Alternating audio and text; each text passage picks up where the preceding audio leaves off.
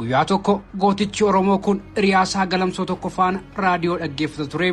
Raadiyoon akkas jechuun sagantaa ishees jalqabdeem kun sagantaa adda bilisa baasaa uummata Eertiraatiin. Gootichi Oromoo kunis yeroo sagalee kana dhaga'u baay'ee boo'eem. Riyaansaa sunis waansaa waldhaalee maaf boossa jechuun gaafateem.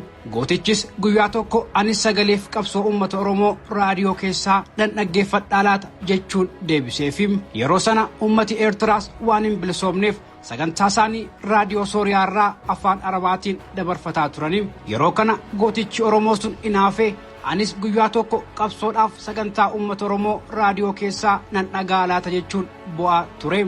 Gootichi quuqama Oromummaa hanganaa qabu kun jeneraalticha ture. Jeneraala isa lammiin barate gaaffii mirgaa gaafata jechuun lammiin Oromoo akka inni baratuuf falmaa turedha.